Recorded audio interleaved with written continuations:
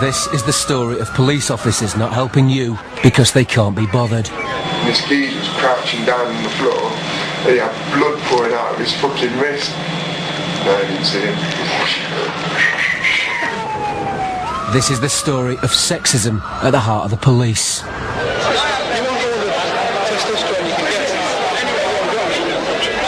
This is the story of a female police officer who believes her own force doesn't help victims of rape. If I'm ever raped, then fucking hell, I'm not reporting it to the police. I'd rather do myself in, because the help you get from these people are just ridiculous.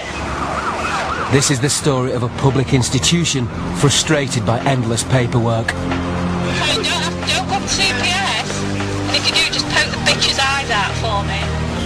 And this is the woman who went undercover to show you the reality of policing in Britain. Tonight on Dispatches, Nina Hobson is the real secret policewoman.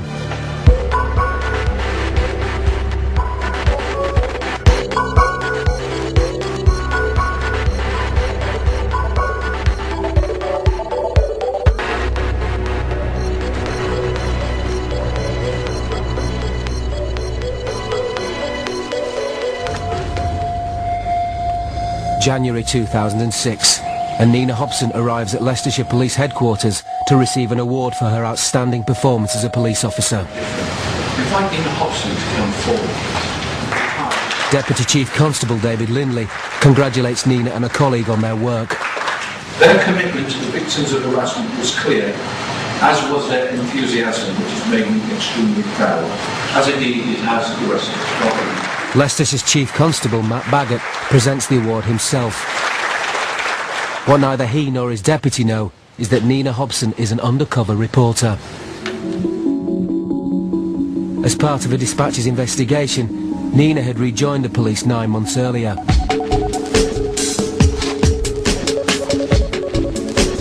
At 35, and after a 5-year career break, she was returning to a job she first started at 18. I'm actually quite scared. I think it's more apprehension of actually seeing people that I already know, and just making sure that I can still do the job, because obviously that's priority, doing the job and doing my police role. During her first 11 years with the police, Nina rose to become a CID detective, picking up 2 police commendations along the way. But despite her success, she wasn't happy with the force when she left. Like many police officers, I became disillusioned with the organisation itself. I saw things that the public wouldn't see, the behind-the-scenes ways that the sexism, the bullying, and I went through that and lived through that. After 5 years working in TV and media, Nina is back in the police, this time for Dispatches. But she finds things at the station haven't changed. Every shift starts with a briefing, but it's not police business that's the first item on the agenda. Nina's discovered officers often watch DVDs while in the station at night. Her sergeant throws in this suggestion. You've got any porn tonight because there's no women here after midnight? That's a sexist comment, Sergeant. There's no women here after midnight, so we can watch porn for a change.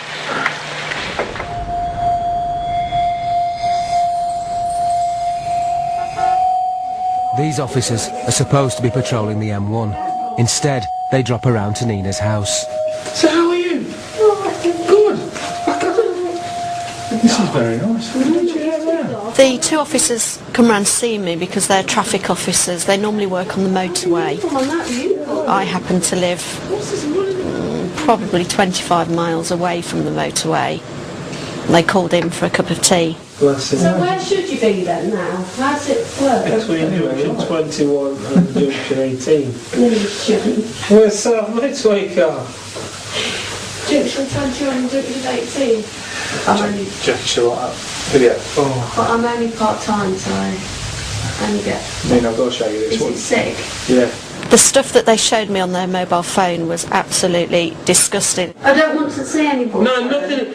They're disgusting. Oh no, I know what you're on. Monica Pony. You're on about. I don't want to see any with ponies. No, this one's different. It's not what you're thinking. Seriously. That's it. Well, no, you can't, because if you don't want to Well, if you explain to her what do you think? Is it involving sex and a horse? You've seen it. Nina, I think you've already relieved yourself, haven't you? Just go upstairs, you'll find it. It's not very big. It's this one here. Go around. He always has that problem. No, honestly. The woman in that died 3 days later. Because of what she did in this. 7 days earlier, the Home Secretary had announced plans to make possessing extreme pornography illegal. Oh my gosh! While out and about, Nina found that at one local station, it's still accepted practice to display soft porn. Is it a male-only office in here? I'm in the process of taking stuff down. Wait, Is there any females work down here? only Buttons and breasts everywhere. Porn and male police officers seems to go hand in hand. I don't know whether it's worse, it's certainly not better. Sexism is still very, very high. I think probably it's classed as being more acceptable now. That women who are in the police force now, you accept that the way that you're going to be spoken to or the things that are said to you, and it's acceptable banter. And the males tend to think if you don't agree with it, you shouldn't be in the job. It's not just PCs with porn that Nina encountered. She also found that being a woman defined her job in a way she found unacceptable.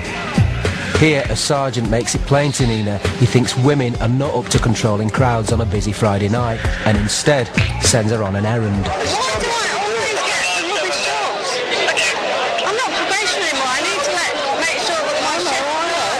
And he said, I'm sorry, Nina, that I gave you that job, but at the end of the day, you were the woman, it's kicking out time, and I want the blokes out on the streets for any fights that might happen. Maybe not been the sexist, but you want all the testosterone you can get. I think I was just, oh, what chance have I got? If that's how my sergeant is thinking, that women basically aren't up to the job.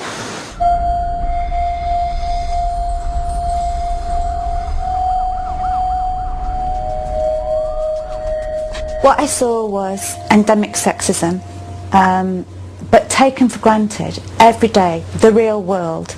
This is men's real world, where they objectify women, where they watch pornography, where they make jokes about women's bodies. How can they firstly respect the women officers who they work with because of that, but also deal respectfully with women who are coming in complaining about sexual violence? The sergeant isn't alone in believing some aspects of police work aren't suitable for women. So why didn't you want your girlfriend to join? There's certain aspects of this job that I don't think women should have to do, really. I'm probably a bit old-fashioned when it comes to that. I don't think women should have to grapple around the street with pissheads that shout and scream in their faces. You know, I don't think women should have to deal with, like, other violent arseholes, you know. I guess I'm chauvinistic when it comes to that. I just think, you know, in an ideal world it would be nicer if they didn't have to. There's other things, though, that I would shirk away from, like dealing with a rape, for example. So I guess it's like saying that women have got the uses. It's not. 3 months later, the same officer...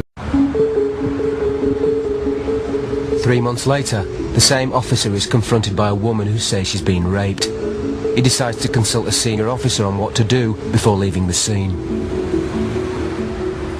What happened with that rape the other night? Oh, it was supposedly genuine, wasn't it? Because last I heard it was, and then a load of others come forward describing the same bloke and the same MO. One thought to us while we were there, we spoke to her, just tell her that if she wants to report it, she reports it sort of next week when she's ready. Because take this sort of thing with a pinch of salt. He said that? Like he says, in my experience, they'll come forward and help each other out. The officer who raises that comment was the first officer at the scene of a prostitute rape, and when he was relaying the details to his senior officer, it was then that take it as a pinch of salt, meaning it's a prostitute, they do this all the time, it might not be genuine. If a young officer is getting that sort of instruction off a senior officer, what chance have we ever got of changing the attitude of particularly men in the police force to how they deal with a rape, be it a prostitute rape, a domestic rape or a stranger rape? They're all rapes. Less than 4% of rapes reported in Leicestershire are solved. 12 of the country's 43 police forces have a worse record. One night at the station, Nina uncovered the story behind just one of the people who make up those statistics. A colleague is upset at the failure to send a scene of crime officer, known by the acronym SOCO, to visit an alleged rape victim. I'm absolutely appalled. But she's rung you tonight? She's ringing me every day. I've got messages. I've got messages yesterday, I've got messages today. She's ringing me today. There's a towel to be seized. They didn't even send SOCO round. SOCO wasn't sent round. It might have happened on Tuesday. So what? There's still forensic evidence there on the settee. SOCO still hasn't been round? They haven't sent SOCO round. They haven't requested SOCO. I find that quite startling. In a case as serious as that there's been a delay in sending a scenes of crime officer around who are called SOCO officers. Evidence such as that should be gathered as early as possible. I can't stress that enough. Home Office figures show that the overall detection rate for all crime rises from 24% to 38% where DNA is recovered from a crime scene. In rape cases, it can make an even bigger difference.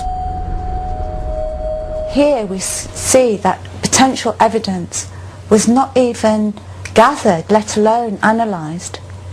And I'm not just surprised that didn't happen, but also that there was no supervisor who picked it up and said, why hasn't this happened? Theoretically, every rape case is supposed to be supervised by a senior investigative officer. So we have a failure at the investigative level and a failure at the supervision level. And they wonder why I fucking... The PC talking to Nina doesn't think that the poor handling of this rape case is an isolated incident.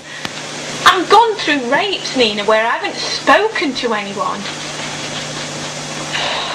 When it's just happened. Then I've got silly bitches like saying domestic rapes, petty rape and all this, that and the other. I think she should be able to fucking Who's that? I dealt with one off the... Now they wouldn't send anyone to deal with ours. I went over to deal with one of theirs. And it was horrific. This woman had gone through 6 months of being raped every weekend by her husband who just burst into the door. And we went there and she turned around to me and said, oh, domestic rape should be dealt with as petty rape. You stupid bitch. Who is she? I mean, this is almost reminiscent of the bad old days of that we saw back in the 1970s, I think it was, with Thames Valley Police, where people were actually dismissing and not dealing with rape cases in the way they should be. And it's very difficult to see any justification whatsoever for anybody taking an allegation of what they call domestic rape any less seriously than any other allegation of rape. It was like that when I was doing it. What are we playing at? You've been in 12 years, for fuck's sake. Things should have changed after 12 years of bloody... What are we? I know. I've just said, if I'm ever raped, then fucking hell, I'm not reporting it to the police. I know. I'd rather do myself in, because the help you get from these people are just ridiculous. Things like rape, you still hear police officers saying she asked for it, she had a short skirt on. And I thought we might have moved on, but we quite clearly haven't from that. Coming up, at a time when the government wants value for money from the police, Nina is surprised by some of the late-night antics on duty. And she finds a novel use for squad cars. I haven't played hide and seek in a police car before.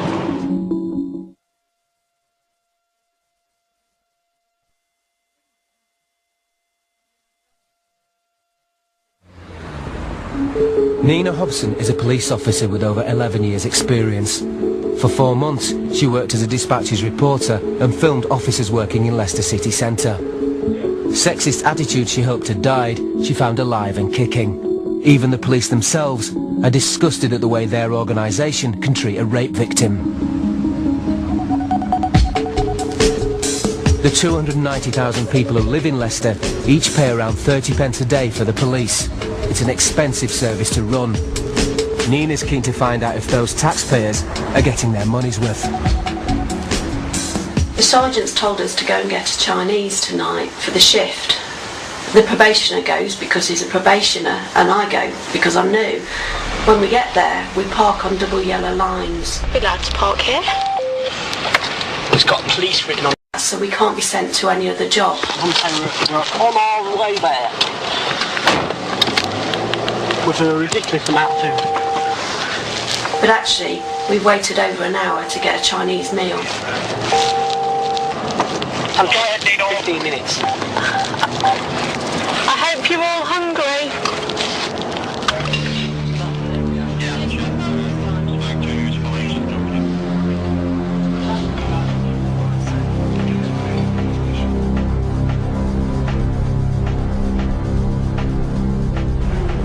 Nina's rejoined the police as the UK's 43 forces are going through their biggest period of change since the 1960s.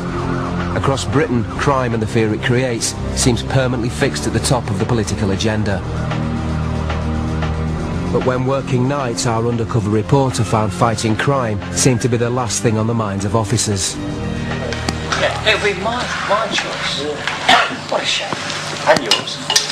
Most night shifts, my shift, the guys tend to be playing poker or watching a DVD. This infuriates me because that's not how it should be. It's okay for firemen to sit in and play cards or play volleyball or even go to bed. They're reactive. They don't stop a fire by driving round. Police aren't reactive, we are proactive. By sitting in the police station, we're giving the criminals the green light. This wasn't a one-off. This was every single night shift, and it's just absolutely disgraceful. But cards wasn't the only game keeping officers from their work.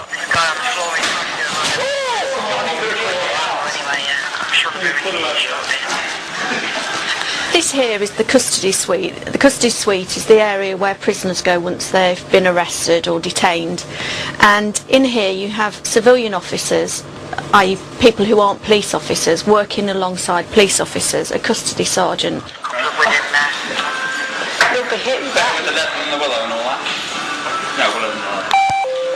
Willow on the leather.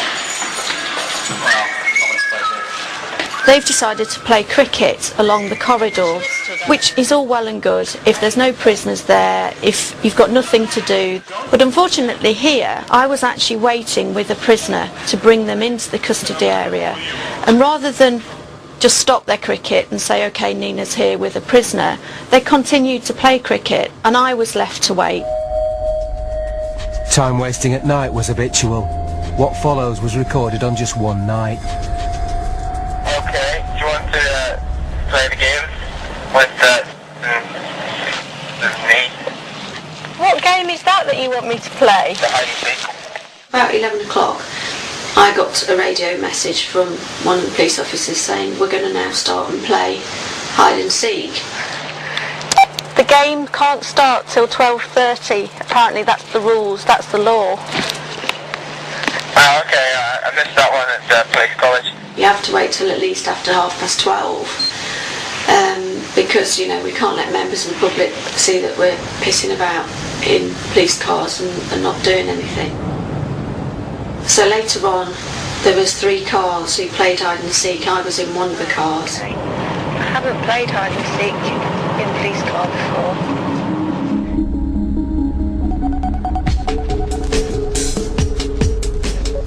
Telling me that this is how we did it. We had certain rules, that you had 15 minutes to hide, in which people had to try and find you, and you had to stay still at all times, and then every 15 minutes you'd be given another clue.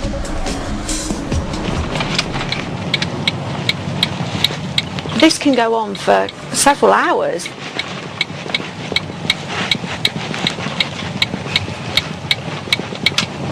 There they are. Get them. It's really... Oh no! What?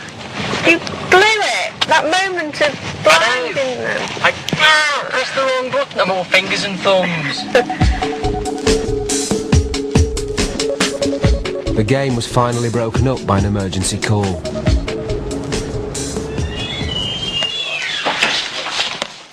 Seven hours into the same shift, and all officers are confined to the station. It's 5:30 in the morning.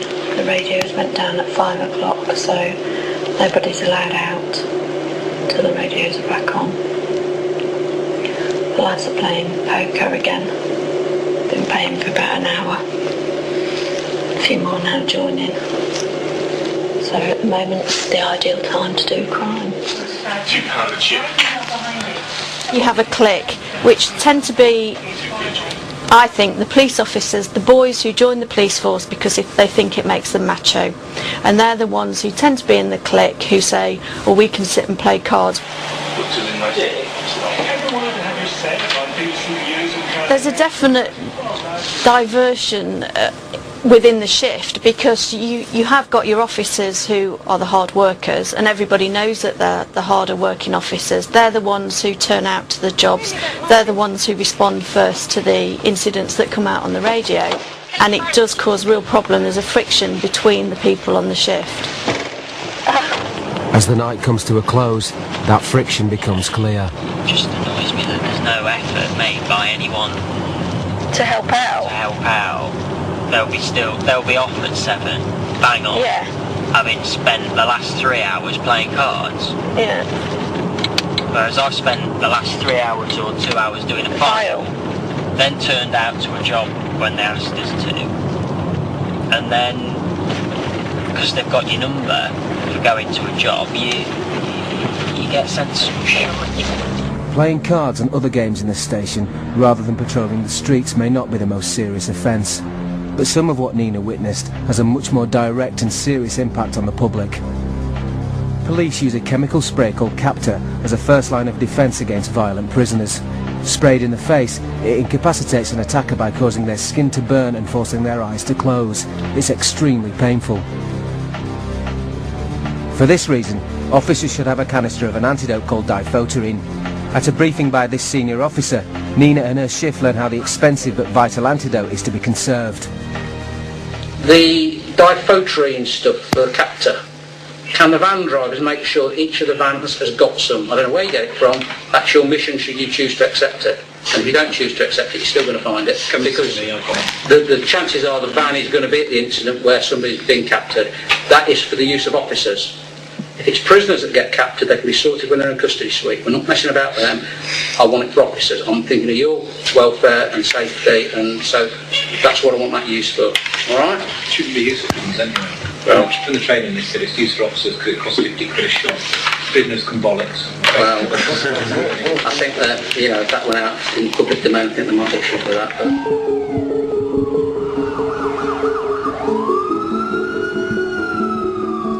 On another occasion, Nina was shocked by what happened when two officers near the end of their shift were asked to come to the aid of a woman being roughed up in the street by a man. Go back in. In the middle of those. Yeah.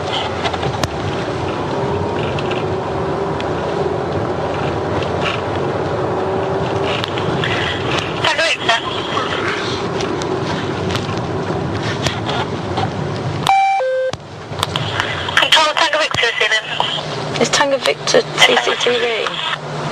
Yeah, can you take a look now, street please, and the junction with this DT's gone on there. Patrol any choice here, mobile able to attend street near the market entrance. Apparently there's a DT male trying to force a female along. Started up outside, seem to be going up the street now. Anyone to attend to them?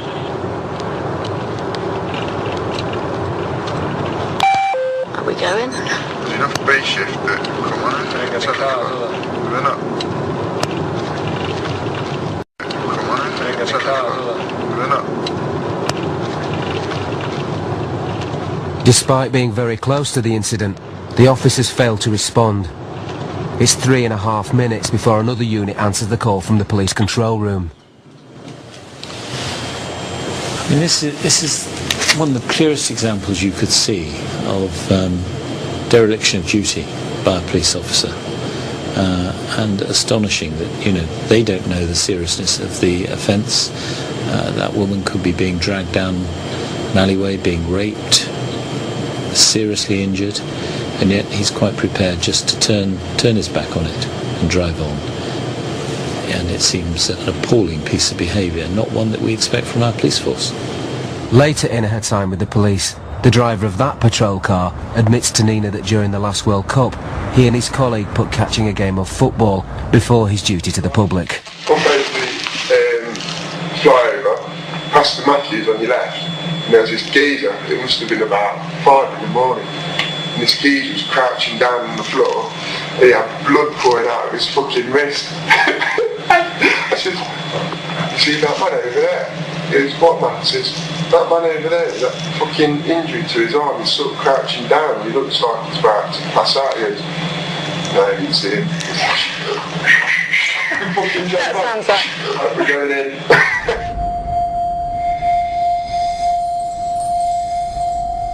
It just makes my stomach churn. How can you say you are a police officer who has to look after members of the public? That is your job. That to protect life and property is a priority of a police officer. And you then laugh and boast how you drove by somebody. He actually says he looked like he was about to pass out. He might have died. He didn't care, as long as he watched his football match. That, to me, he doesn't deserve to wear a uniform and say that he's protecting life and property. Not at all. That wasn't the only time our undercover reporter saw officers putting themselves before the public. On this occasion, Nina and her crewmate had just returned to the station to eat, known in the police jargon as mealing. A Grade 1 job is an incident requiring immediate attention, such as a 999 call. I'd said earlier that we were the only car that was out and about now, and he said, well, we won't be because we're going in for meal. So a Grade 1 job came out, so I quickly got my stuff together, went into the canteen and said, Are we going to this? Are we going to this? No. It's like a meal, mate.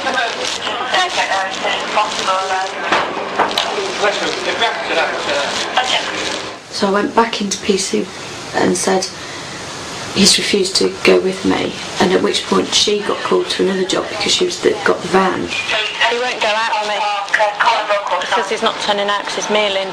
So do you want me to come with you? Yeah, I'll get him to go. I'll go.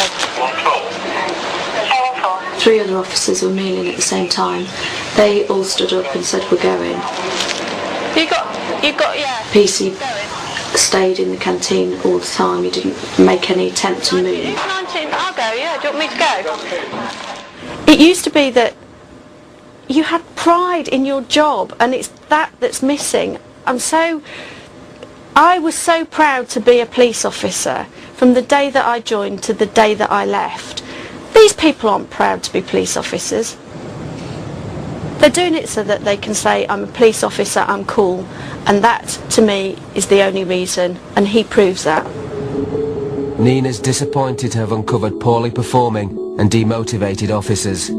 She's been appalled by the action of 2 officers in her shift of around 16 who have failed to respond to emergency calls. Coming up, as the government introduced wholesale police reform in an effort to drive up standards, Nina uncovers just how officers are reacting to the changes. Does that defeat the objective of what the government want you to do then? Right. But I think it's self-defeated anyway. It demotivates 90% of the staff. The amount of paperwork. Here this nonsense about cutting paperwork. It's definitely... I know.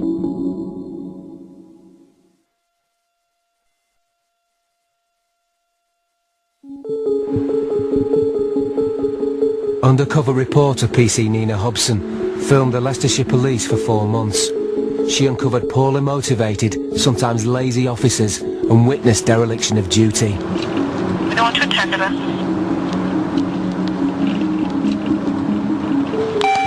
Are we going? The government has introduced targets and performance-related pay in a drive to improve standards. Most of the police officers hate the targets. They feel that they're doing things differently now purely to make the government happy, purely for the Chief Constable of Leicestershire to put the right figures into the Home Office. Everyone seems obsessed with targets, though. That seems to be the buzzword. It's the government thing at the moment, isn't it? I don't really understand it, and that's probably because... The only thing that you're actually assessed on, or one of the key performance indicators, is your detection rate and your prisoner rate. So how many prisoners have you got, and how many detections have you got? Targets include the number of arrests and detections or crimes an officer has cleared up. The government hopes that the measures will drive down crime. In Leicestershire, these figures play a big part in grading each officer on a scale of 1 to 3. Those officers in Group 1 are eligible for a bonus of up to £2,000. Yeah. But if you want my honest opinion, I would never ever go for a 1. Because it ain't, I think it's so divisive, and so people get so wound. Why are they better than me? You know, just because they've done this, I've done this. Very, very subjective. Yeah. So my view has been, I won't go for the money. And if I went for the money, I'd share it with the shift. Right. That's what one of our shifts that I went on. That's what they did. They picked someone. Right, well, we'll put everything through you. We'll put everything through that person. And then they shared the money out. Wow. I thought that was much better. That's teamwork. Yeah. I know, but if you can agree on that, then that's fine. Does that defeat the objective of what the government want you to do then? But I think it's self-defeating anyway. It demotivates 90% of the staffing. I don't think it motivates those that are exceptional anyway. Those that are exceptional, they know they're exceptional, and everybody knows they're exceptional as well. You know the person who's going out getting their prisoners, always enthusiastic and things like that. And they say, well, that rewards them. To what end? I'm not sure what end. The inspector is talking about the premium which is increasingly attached, as Nina discovered to her horror, to not how well you do your job. It's down to how many numbers you can generate in terms of the numbers of arrests you'll make that result in a detection which the force as a whole can then claim in the figures that it sends back to the Home Office. Because that's what's driving everything. It's the numbers that count, not how well you do your job. For me personally, I considered myself to be a good police officer. The jobs that I did to the best of my ability, and the victim or the public was always my number one priority. For example, I was a rape officer, so I could spend a week with a rape victim, which takes me away from being able to achieve my targets. I could then be taken into the office and told, well, you haven't reached your targets. Forget the fact you've been dealing with a rape victim or a child who's been abused. You haven't reached your target. You haven't reached your detection rate. Well, you can't run the police force like that. The targets are being used as a way of trying to motivate the rest by saying, if you give us the right numbers, we'll give you more money. So the cynics are just saying, well, okay, if that's a way of earning more money, we'll find ways of giving them the numbers. And we still don't need to do anything because nobody's really supervising us. As Nina and 2 colleagues complete paperwork in the station, she learns exactly how to create the right numbers. Yeah. Go into a shop, and they all select chewing gum. Yeah. They all leave the store with chewing gum. Yeah. And brought back to the store. They all say that they do it themselves. They're passing between them, but they do it themselves. It's their own decision to do. Silver Street. 4 crime plots. 4 offences of theft. Would you? One agreed. I would do these days to get detections because that's 4. Because it used to be that'd be because they're all doing it. Joint effort, but what they're doing now is detection, sanctions detections is the name of the game. Detections are the name of the game, so if we're going to play it like that, and people are saying they've acted independently, then if we're going to play the numbers rule, then if we're going to play the numbers rule, then that's 4 detection. 4 detections. That's what we did yesterday with the there was 4 shoplifts, we left 1 alone, but 3. We've done 3 individual crime reports. Which is what I'll be doing. So isn't that why they're saying that we're getting really high crime then? Because we have to do everything. Because you're having to crime it specifically. If we're turning 1 crime into 4 for the sake of the figures, then the public aren't getting a true record of what's really going on. Right. You see, what I would do is I'll reprimand one, create a crime report to take it. I'll do the next reprimand, I'll do the crime report, I'll link it, so that way upstairs won't put them together. It's harder for them to pick up.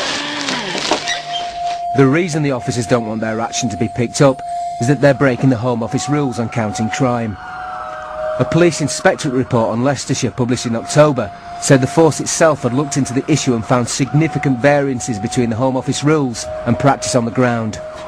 In the past, in the bad old days, you used to have high detection rates, and you used to have what was called, in a euphemism, noble cause corruption, where the result that the police were out to get were to lock up the villains by cutting corners if they didn't have enough evidence, but they would win the case nonetheless. Now that, of course, led to a lot of malpractice.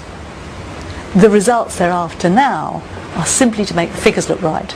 Now I call that administrative corruption, and as between administrative corruption and noble cause corruption, I'm not sure that we've actually gained very much.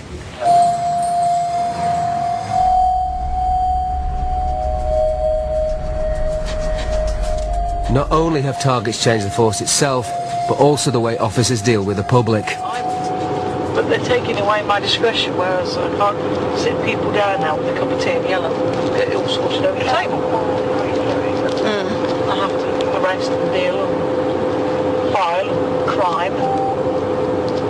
They're taking away discretion. There's more arrests now when there doesn't need to be. But you're stuck in the way that you feel. There's no such thing as detecting anything. Right. You can't do that. You have to have a reason why you do it, all the rest of it and all the rest of it. So you can't say, right, yeah, dealt with it, everybody's happy, they've had a bollocking, which is all they wanted to do the person that happened in the first place. The great thing about the police force was we were given discretion. That's now gone, so in the past where you would probably say, don't do it again, you now are actually giving somebody a criminal record because it reaches a target. Once an officer has made an arrest, a decision has to be made whether or not to charge a suspect. Once charged, they'll be going to court. Here too, the government has made changes. The police used to decide who was charged, but now that decision is taken by the Crown Prosecution Service. The government's plan was to cut down on wasted court time. Many officers resent the change and complain that the new system wastes their time with mountains of paperwork. Like, for example, offender details, where you fill it out on the custody record, you fill it out on the Phoenix form, you fill it out on the circumstances form, you fill it out again on the computer on the offender sheet. It's just really repetitive. It's one of the main complaints I hear from police officers is what we're just hearing here. The repetitive nature of their job, how they've become more clerical officers rather than police officers. They're not on the street, catching the criminals, doing what they thought they were signing up to do when they joined the police force. Being convicted of a crime is a 3-stage process. Suspects are arrested, some of them are charged, and a proportion of this group are then taken to court. The CPS now have to demand all the paperwork for a trial before they decide whether to charge someone in the first place. This leaves the police feeling they're wasting a lot of time gathering information for cases that'll go nowhere. The process is called preparing a file, and as this CPS lawyer explains, without one, she won't make any decisions. And we won't charge them until they're apple pie and all in order. Yeah. And that's part of that process is, and it's something really that, you know, senior officers just going to have to accommodate that. Yeah, and it needs to come from them. Exactly. And it's part of the process, you know, we're up front now with our preparation, not chasing our tails. These demands for trial-ready files frustrate officers who fear they waste too much time preparing for cases that won't go to court, as this senior officer explains. What they want is a completed, finished article. Yeah. Actually, life doesn't work like that. and there's nothing that says you have to do that. We're actually in combat with them at the minute. Yeah, and I said to her, what's the relationship with the police then? And she said, oh, we've got a fantastic relationship. And I thought, that's one thing I've really noticed. It's them and us now. And it did actually, we did used to work with CPS. No, they are. They're difficult. One of Nina's sergeants believes it's this new CPS system that lies at the heart of the problem of police bureaucracy. The amount of paperwork. You hear this nonsense about cutting paperwork. It's definitely... I know. With CPS taking over the decision making, they basically want a full file before they make a decision. Yeah. I've had some... A recent Home Office report has found that officers spend 43% of their time in the station and that 41% of that time was spent on preparation of prosecution files and other paperwork. I get to see him tomorrow. My day's been really frustrating. I feel I've got absolutely nowhere because my prisoner, I don't think, will go anywhere. But it's taken a whole 9 hours. Yeah, 9 hours to process him. So that's 2 police officers off the street for 9 hours. For what? That's reflected very often in what we do at police stations as well. I mean, we're now finding we're going back to police stations 3, 4, 5 times, sometimes before a decision is made not to charge. And yet government ministers seem somewhat surprised that the cost to the legal aid fund is increasing, and however much we try and explain to them there's a lot of wastage and wasted time within the system, they don't seem to understand it. Frustration at delays and mounting paperwork often leads to a breakdown in relations between the police and the CPS. Don't go up to CPS, and if you do, just poke the bitch's eyes out for me. Okay. Excuse me, you CPS? Yeah, did you see an officer earlier on? Yes, I did. Did you have your MG3 over there or anything? Yeah. Was it signed? Yep.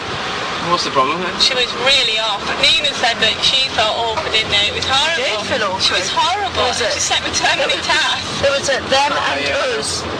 The CPS and the police used to work very closely together, and it was them v the defence. But now it feels very much that it's the defence, the CPS and the police all pulling in separate directions. The Chief Crown Prosecutor of Leicestershire, Martin Howard, said, I do not believe that this accurately reflects the professionalism of Leicestershire Constabulary or the good working relationship between the police and CPS staff. The charging programme is a new way of working with police which involves the building of robust and sustainable cases from the start. In February 2006, an independent review team conducted a detailed analysis of our charging scheme.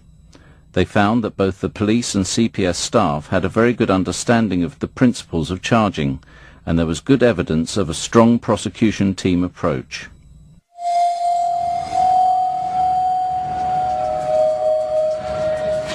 After 4 months filming, 16 years after she first picked up her warrant card, it's time for Nina to leave the police and return to civilian life.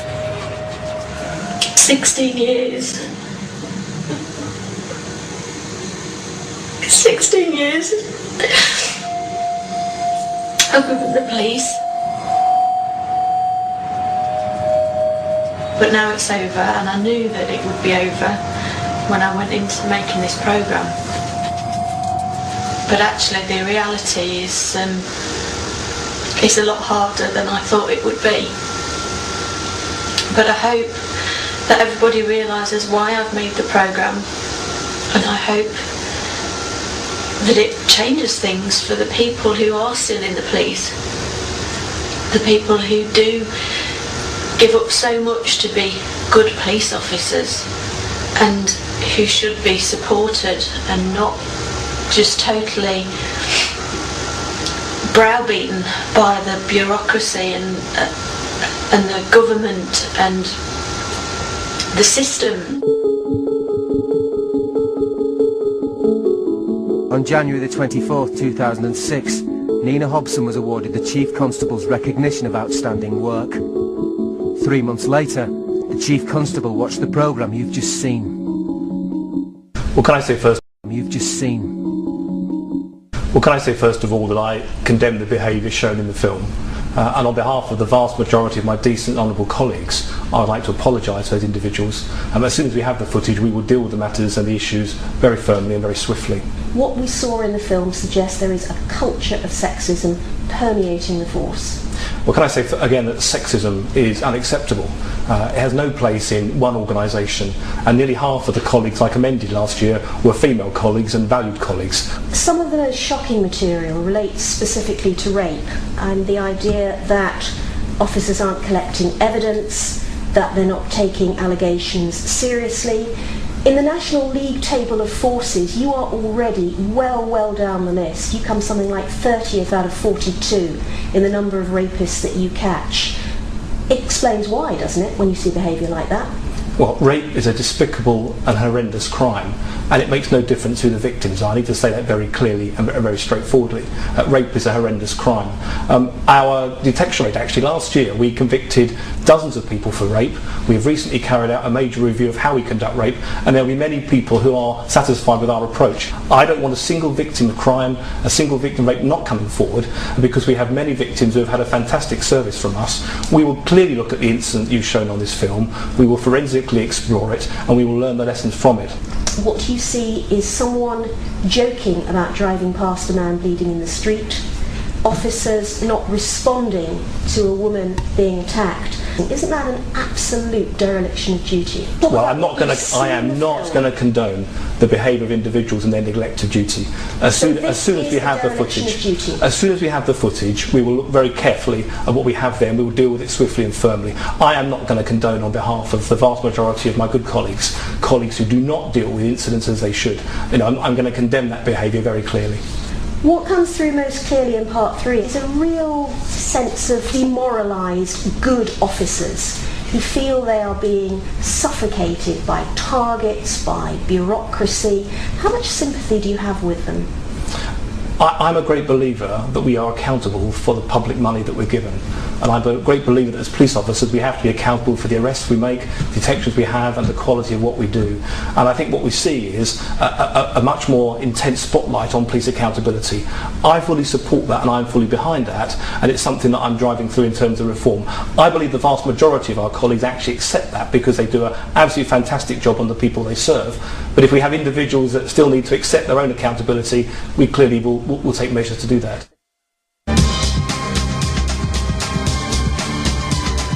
There are already wars over it. Imagine a world without water, Saturday at 7:35. Next tonight, a big cast for a big movie. Robert De Niro, Brad Pitt, Kevin Bacon and Minnie Driver in a tale of revenge.